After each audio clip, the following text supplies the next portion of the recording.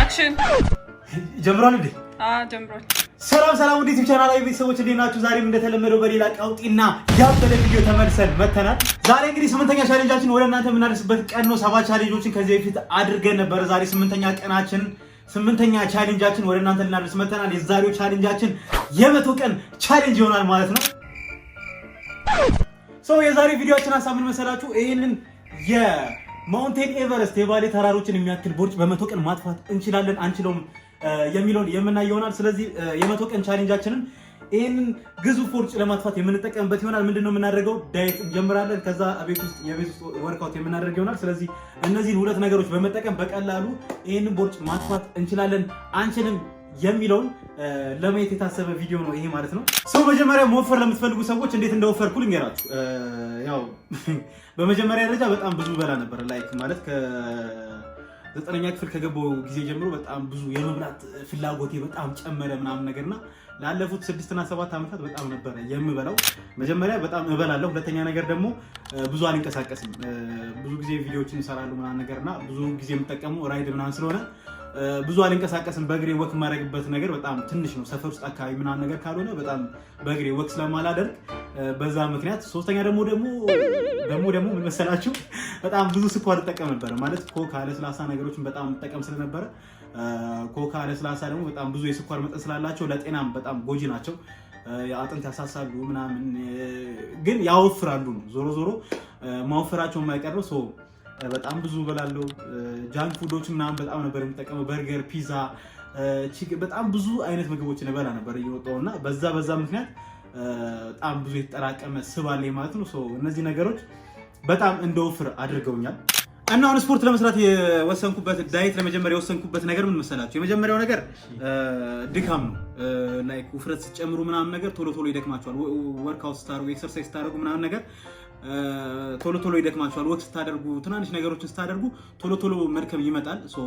አንደኛ ነገር እሱን ለማጥፋት ነው። ሁለተኛ ነገር ደግሞ ትናንሽ መንገዶችን ስትራመዱ ወገባችሁን ያማችኋል፣ ቁርጥማት ምናምን የተለያዩ በሽታዎች ተያይዘው ይመጣሉ ከውፍረት ጋር ማለት ነው። እነዛን ነገሮችን ማስወገድ እፈልጋለሁ። በጣም የኔ ሜንቲንግ ስፖርት እንድሰራ ያስገደደኝ ትልቁ ነገር ደግሞ ምንድነው? የገዛኋቸውን ልብሶች ሳለብሳቸው ጠበቡ እና ያ ነገር ከምንም በላይ ጎርቶኛል ብዬ አስባለሁ።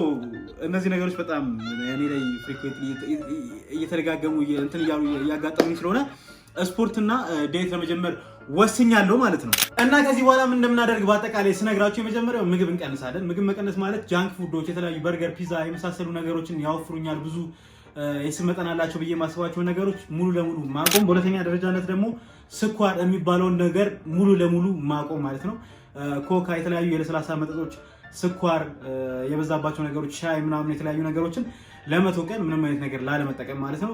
መጠቀም ካለብኝም በጣም ባነሰ የስኳር መጠን፣ በጣም በትንሽዬ ስኳር መጠቀም ማለት ነው። ያው በአንድ ጊዜ ሁሉንም ነገር ማቆም ስለማይቻል ቀስ በቀስ ለማድረግ ማለት ነው። ሶስተኛ ደረጃ ደግሞ እዚህ ጋር በውድ የተገዛ ገመድ አለ። አሁን ነው የገዛሁት ይሄንን ቪዲዮ ለመቅረጽ ማለት ነው።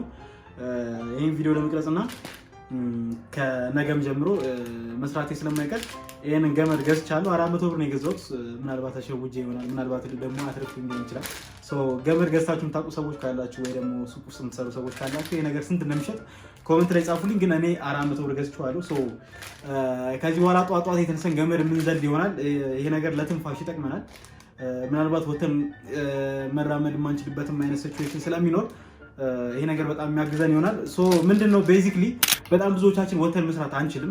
እኔ አሁን ለምሳሌ ከ1 ዓመት በፊት ስፖርት ቤት መስራት ጀምሬ ነበረ። ግን 2 ወር ሰርቼ አቆምኩም። የመጀመሪያ ነገር መንገዱ፣ ፀሐዩ ምናምን። ያው እኛ ደግሞ ሰዎች ስንባል አብዛኞቻችን በተፈጥሮ በጣም ደካሞች ነን፣ ሰነፎች ነን። ምክንያት ማቅረብ አይሰለቸንም። እኔ ደግሞ ፀሐዩንና መንገዱን እንደ ምክንያት አድርጌዋለሁ። ውስጥ ያለው ነገር በወደውም ውጭ ያለው ነገር ግን በጣም ስላሰለቸኝ አቁሜዋለሁ። ምንድነው የማደርገው? ቤት ያለኝን ሶርስ በመጠቀም ስፖርት የምሰራና አቋሜን የማስተካክል ይሆናል። ቤዚክሊ ገመዱን እጠቀማለሁ እና የተለያዩ ዱብ ምናምን የተለያዩ ነገሮችን ግቢ አሪፍ ስለሆነ እዛ ውስጥ የማደርግ ይሆናል ማለት ነው። ቤዚክሊ ይሄን ነገር ነው ያሰብኩት። ሶ ቤዚካሊ ምንድነው መሰላችሁ እኔ ሜትር ከ61 ነው ቁመቴ ማለት ነው። ክብደቴ ደግሞ 67 ኪሎ ግራም ነው። በእኔ ቁመት የሚመከረው ክብደት ደግሞ ከ48 እስከ 64.5 ነው። እዚህ ጋር እንደምትመለከቱት ደግሞ የኔ ክብደትና ቁመት ይሄንን ይመስላል። አሁን ወደዚህ ስመጣ የተለካሁት ነው። ቁርስ አልበላ የተለካሁት ባይዘው ዝም ብላችሁ ቀለል አድርጋችሁ እንዳታዩት። ቁርስ አልበላ 67 ከሆንኩ ቁርስ በላ እስከ 68 ሆናለሁ ማለት ነው። ይሄ ደግሞ ከዚህ ቀደም የሆነ ጊዜ ተለክቼው የነበረ ነው። ላይክ 2 ሳምንት ምናምን ከበዓል በፊት ከበዓል በኋላ እጨምራለሁ ብዬ ሳስብ ቁርስ ስላልበላሁ ይመስለኛል ምናምን ብቻ እንደዚህ ሆኗል ክብደቴ። ለማንኛውም በኒ ቁመት የሚመከረው ላይክ ከ48 እስከ 64 ስለሆነ የመጀመሪያ ነገር እሱ ነው ታርጌት ያደረኩት ወደ 64 63 ለመሆን ማለት ነው። ሶ የመጀመሪያ ታርጌት እሱ ነው። ሁለተኛ ታርጌት ደግሞ ይሄንን ቦርጭ ማስፋትና ጤናማ መሆን ነው ማለት ነው። ሶ እንዳልኳችሁ የመቶ ቀን ቻሌንጅ ነው የሚሆነው። ለመቶ ቀን ምንም አይነት ስኳር አንጠቀምም፣ ኤክሰርሳይዝ እናደርጋለን፣ ቦርጫችን እናጠፋለን፣ ጤንነታችንን እንመልሳለን ማለት ነው። ፕላስ ደግሞ በዚህ ቪዲዮ መጨረሻ ላይ ከመቶ ቀን በኋላ ነው የምንገናኘው። እንዳልኳችሁ እኔ 67 ኪሎ ግራም ነኝ። ከመቶ ቀን በኋላ ስንገናኝ ስንት ኪሎ ሊቀንስ እንደሚችል ኮሜንት ላይ ያስቀምጡልኝና በስትክክል ላገኛችሁ 5 ሰዎች ቆንጆ ሽልማት የሚኖረኝ ይሆናል። ሽልማቱን አልነግራችሁም፣ ሰርፕራይዝ የማደርጋችሁ ይሆናል ከመቶ ቀን በኋላ ማለት ነው።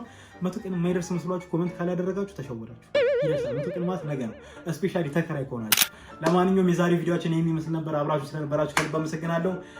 ፎር ሹር ይሄን ነገር አድርጌው ከመቶ ቀን በኋላ ከባድ ሰርፕራይዝ ይዤባችሁ እንደመጣ እርግጠኛ ነኝ። ሶ እንደኔ ክብደት ለመቀነስ ያሰባችሁ ሰዎች አብረን እንለወጥ፣ አብረን እንቀየር እላለሁ። ቀጣይ ስመጣ ከመቶ ቀን በኋላ ሲክስ ፓክ ኖሮኝ፣ አይ ሲክስ ፓክ ላይ ኖሮኝ ይችላል፣ ግን ደረት ምናምን ቦርጭ ጠፍቶ ምናምን ቀልጠፍጠፍ ምናምን ብዬ ባቡጂን መስዬ መጣ ይሆናል። ለማንኛውም የዛሬ ቪዲዮአችን ይሄን ይመስል ነበር። አብራችሁ ስለነበራችሁ ከልብ አመሰግናለሁ። ወዳችኋለሁ። ሰብስክራይብ አድርጉ፣ ላይክ፣ ኮሜንት፣ ሼር ማድረግ እንዳይረሳ። መቻችሁ። መልካም ቀን።